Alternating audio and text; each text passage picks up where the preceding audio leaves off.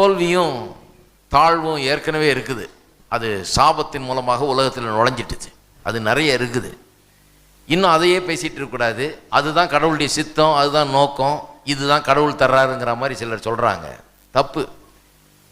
அதை தர்றதுக்கு ஏற்கனவே ஆதாம் கொடுத்துட்டு போயிட்டான். அதை பிசாசு ஆதாமின் மூலமாக மனு வர்க்கத்தையே தாழ்வுக்குள்ளாக்கி தாழ்ச்சிக்குள்ளாக்கி எல்லா விதமான வறுமை, இல்லாமை, நோய் நொடி மற்றும் எல்லா தீமைகளாலும் மனித வாழ்க்கையை நிரப்பி இருக்கிறான். இப்படிப்பட்ட உலகத்திலே இப்படிப்பட்ட மனித வாழ்க்கைக்குள்ளாக இயேசு பிரவேசிக்கிறார். ஏன்? வெற்றியும் வாழ்வையும் மனுஷனுக்கு கொடுக்கறது தான் அவருடைய நோக்கம்.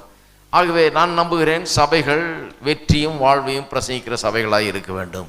பிரசங்கியார்கள் இன்றைக்கு யோசுவாவை போலவும் காலேபை போலவும் மோசேயை போலவும் இப்படி பாலும் தேனும் ஓடுகிற தேசத்துக்கு ஜனங்களை கொண்டு போய் சேர்க்கிற போதகர்கள்